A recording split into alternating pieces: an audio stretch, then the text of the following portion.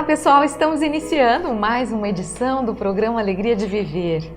E como eu sempre digo, com muita alegria, lógico, porque é mais um capítulo que nós vamos conhecer e desfrutar. E também porque estamos chegando ao término do nosso livro, já estamos no capítulo 25º, nós temos 30 capítulos. Então, se você não conhece os capítulos anteriores, dê uma olhada, porque as histórias são muito belas. Hoje estaremos falando de um assunto bonito e um assunto que trata de uma cena muito conhecida dos evangelhos, que é a última ceia. Então fique conosco, eu sou Solange Godoy e estaremos dando continuidade. Como vai, André? Olá, Solange. Olá, queridos amigos, queridos irmãos. Estamos nos aproximando, como a Solange falou, do término desse livro tão inspirador, que é, como nós dissemos no começo, uma das obras que Chico Xavier recomendava com maior ênfase, vindas através dos seus esforços, porque falava daquilo que Jesus vivera e que eventualmente não ficou tudo registrado como devia. Então, a última ceia faz referência a tudo aquilo que antecedeu o término da vida física de Jesus.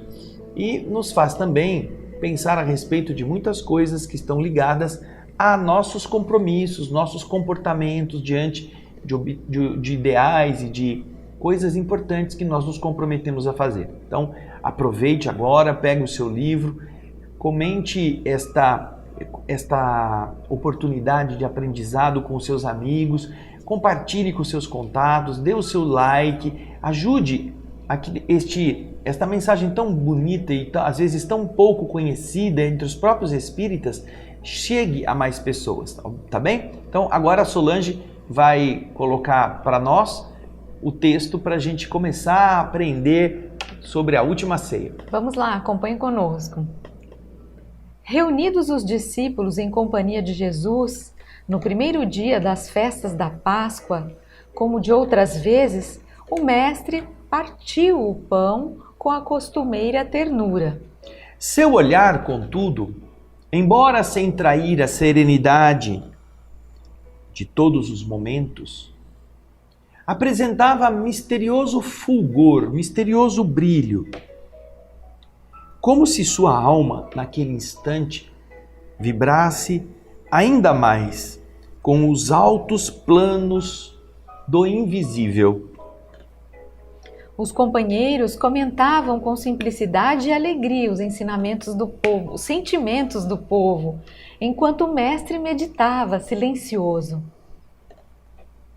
Em dado instante, tendo-se feito longa pausa entre os amigos faladores, o Messias acentuou com firmeza impressionante: Amados, é chegada a hora em que se cumprirá a profecia da Escritura. Humilhado e ferido, terei de ensinar em Jerusalém a necessidade do sacrifício próprio, para que não triunfe apenas uma espécie de vitória, tão passageira quanto as construções do egoísmo e do orgulho humanos. Os homens têm aplaudido em todos os tempos as tribunas douradas, as marchas retumbantes dos exércitos, que se glorificaram com os restos, os despojos mortais sangrentos, os grandes ambiciosos que dominaram à força o espírito inquieto das multidões. Entretanto, eu vim de meu Pai para ensinar como triunfam os que tombam no mundo, cumprindo um sagrado dever de amor, como mensageiros de um mundo melhor, onde reinam o bem e a verdade. Minha vitória é a dos que sabem ser derrotados entre os homens, para triunfarem com Deus na divina construção de suas obras, sacrificando-se com alegria para a glória de uma vida maior. A gente já vê aqui um conceito quase que o oposto àquilo que prevalece até os dias de hoje.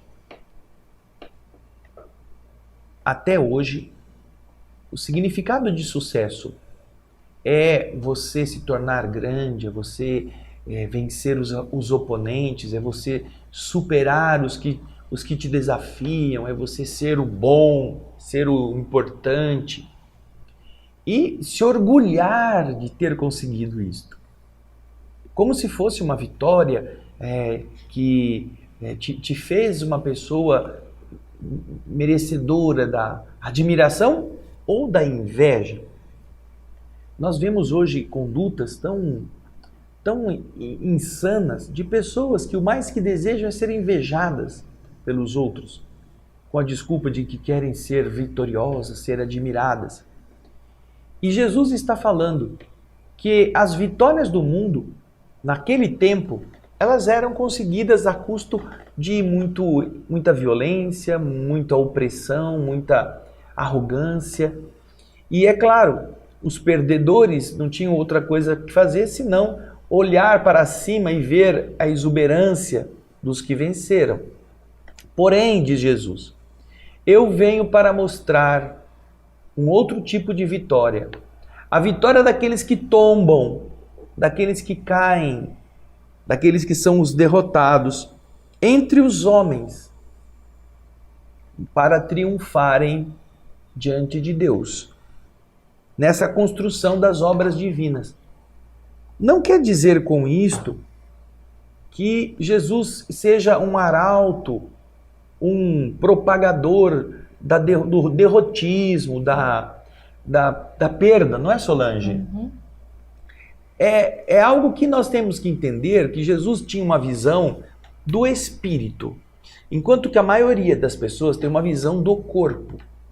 E como espírito, aquele que é o vitorioso, que passou por cima com um trator e deixou o chão todo vermelho de sangue, é um derrotado, como espírito. Ele pode ser temido, ele pode ser invejado, ele pode ser imitado nas suas atitudes no corpo físico, por outros que também são mesquinhos, são invejosos, querem copiar, querem ter grandezas. Porém, como espírito, ele é um derrotado da arrogância, um derrotado da prepotência, um derrotado da indiferença com relação aos outros, do ódio. Uhum. E da inveja. Da inveja. E essa condição de derrotado é a que Jesus vem ensinar.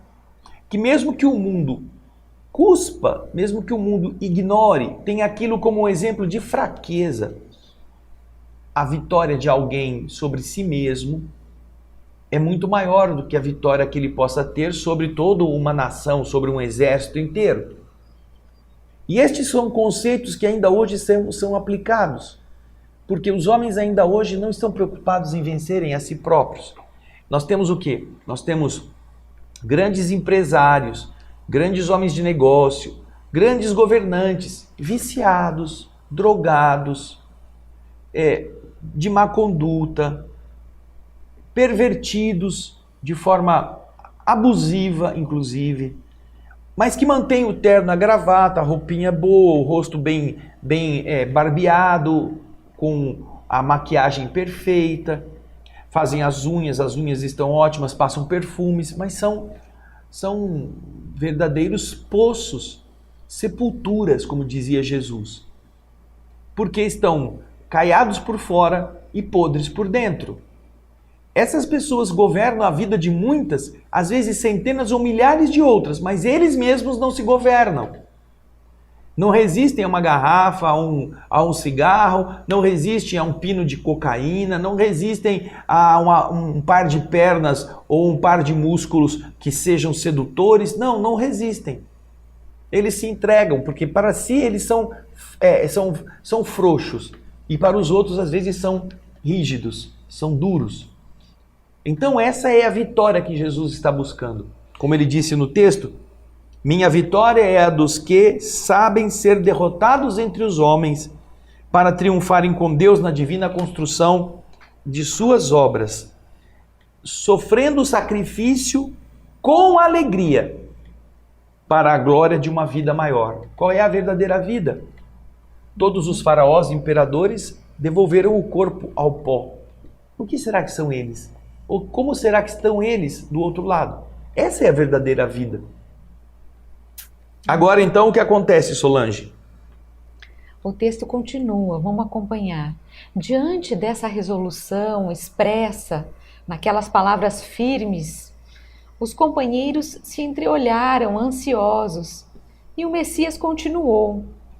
Não se perturbem, não percam o equilíbrio com as minhas afirmativas, porque, em verdade, um de vocês me há de trair. As mãos que eu acariciei voltam-se agora contra mim. Todavia, minha alma está pronta para a execução dos desígnios, das vontades do meu Pai. A pequena assembleia fez-se lívida, pálida, com exceção de Judas, que estabelecera negociações particulares com os doutores do templo, faltando apenas o ato do beijo, a fim de consumar-se a sua falta. Ninguém poderia contar com aquelas palavras amargas do Messias. Penosa sensação de mal-estar se estabelecera entre todos. O filho de Iscariotes, Judas, fazia o possível para dissimular e esconder as suas dolorosas impressões quando os companheiros se dirigiram ao Cristo com perguntas angustiadas. Quem será o traidor? Disse Filipe com estranho brilho nos olhos. Serei eu! Serei eu! Perguntou André ingenuamente. Mas afinal, disse Tiago em voz alta, onde está Deus que não conjura semelhante perigo? Jesus, que estivera em silêncio diante das primeiras interrogações, ergueu o olhar para o filho de Cleofas e advertiu Tiago, não é? Que estava ali questionando onde estava Deus. E ele lhe diz, Tiago, cale a voz da sua pouca confiança na sabedoria que nos rege os destinos. Uma das maiores virtudes do discípulo do Evangelho é aquela de estar pronto ao chamado da providência divina. Não importa onde e como seja o testemunho da nossa fé. O essencial é revelarmos a nossa união com Deus em todas as circunstâncias. É indispensável não esquecer a nossa condição de servos de Deus, para bem lhe atendermos ao chamado, nas horas de tranquilidade ou de sofrimento. Aqui nós já vemos outra lição. Temos alguns discípulos querendo saber se são eles que vão trair. Veja que pergunta. Essa pergunta é tão de uma ingenuidade infantil, não é? Algum de vocês me vai trair. Aí o outro diz, será que sou eu? Ora, como é que você trai sem saber que é você?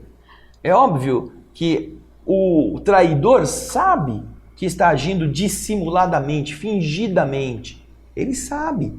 Só os ingênuos que não estão fazendo nada é que poderiam fazer uma pergunta assim, serei eu? Eu não sei. Porque o maldoso, ele sabe. Ele sabe que está agindo de uma forma que não é a correta. Agora, um deles faz o que muitos de nós fazemos.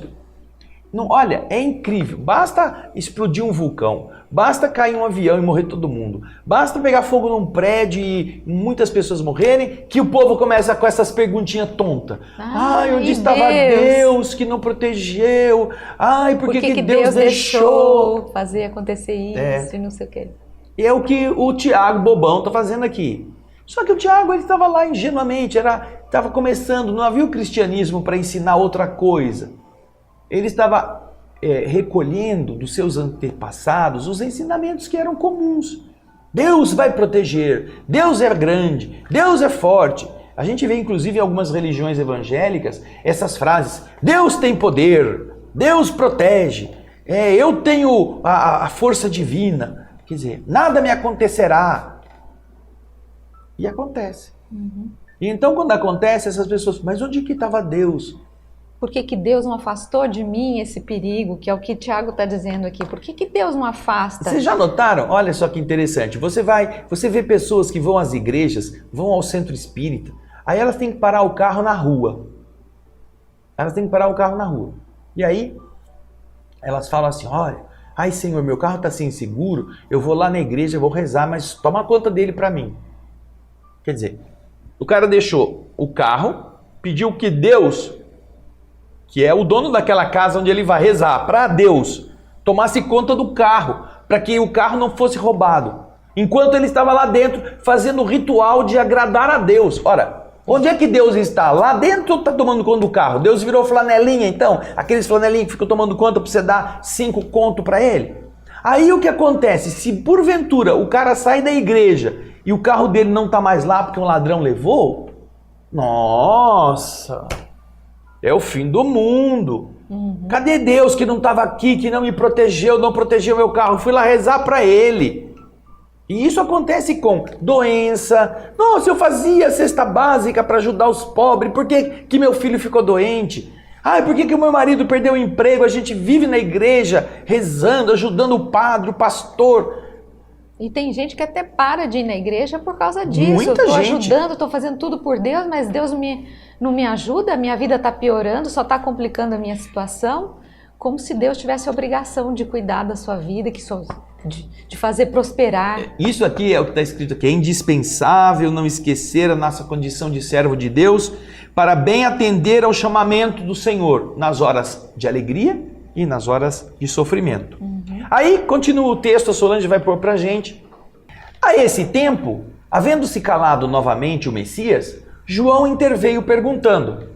André, vamos dar uma paradinha aqui, porque também tem um outro ensinamento interessante. Na verdade, é uma confirmação da postura de Jesus, de que todas as vezes que um discípulo ele faz uma colocação no sentido de que, onde é que está Deus? Que Deus não cuida, não vai deixar esse tipo de coisa acontecer? Onde é que está Deus? Não só nesse capítulo, como em capítulos anteriores, a gente sempre vê Jesus sendo muito firme com esse discípulo, no sentido de que, olha, você não deve perder a confiança em Deus, não fale dessa forma, cale-te para não dizer, para não falar dessa maneira. Então Jesus ele sempre se coloca firmemente no sentido de que o que quer que aconteça, nós temos que confiar na providência divina, nos desejos do Pai.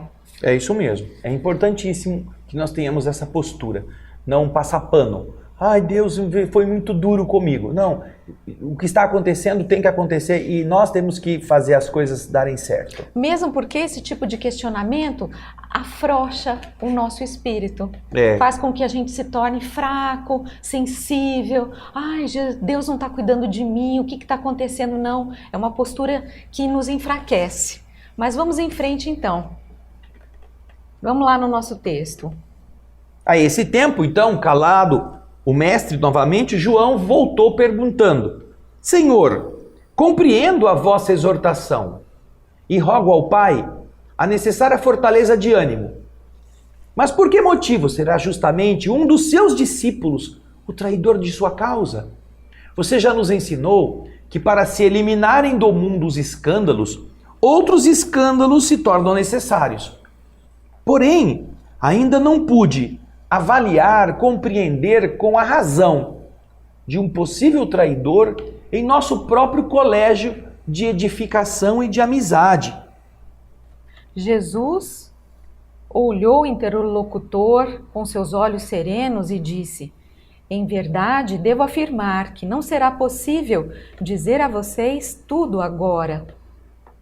Entretanto, mais tarde enviarei o Consolador, que esclarecerá a vocês em meu nome, como agora eu falo em nome de meu Pai. E detendo-se um pouco a refletir, continuou agora para o discípulo João de forma particular. Escuta, João, os desígnios de Deus, se são insondáveis, também são invariavelmente justos e sábios. O escândalo desabrochará em nosso próprio círculo bem-amado, mas servirá de lição a todos aqueles que vierem depois de nossos passos, nesse divino serviço do Evangelho. Eles compreenderão que para passarem pela porta estreita da renúncia redentora, terão que encontrar muitas vezes o abandono, a ingratidão e o desentendimento dos seres mais queridos. Isso revelará a necessidade de cada qual ter firmeza no seu caminho para Deus, por mais espinhoso e sombrio que ele seja. O apóstolo ficou impressionado vivamente com as derradeiras palavras do Mestre e passou a meditar sobre seus ensinamentos. Então, Jesus está dizendo, olha, todo mundo vai ter que ser traído e superar a traição. Todo mundo vai ter que ser caluniado pelos amigos, ser incompreendido pelas pessoas, ser abandonado ou ser traído por aqueles que estão mais próximos. E isto não poderá afetar o seu ânimo de servir a Deus, ao invés de servir ao amigo, ao invés de servir àquele que você admira. Não, você tem que estar acima. O seu ideal em relação à divindade tem que ser superior à conveniência do seu afeto bem agasalhado, bem confortável. Por quê? Porque amar a Deus sobre todas as coisas significa isso. Mesmo quando você não seja amado pelo próximo, você não tem desculpa para esquecer de Deus. É isso mesmo. Vamos deixar então o apóstolo pensando nos ensinamentos do Mestre. Enquanto isso, nós faremos um breve intervalo e vamos meditar também sobre tudo isso que está sendo dito. Daqui a pouquinho estaremos de volta. Até lá!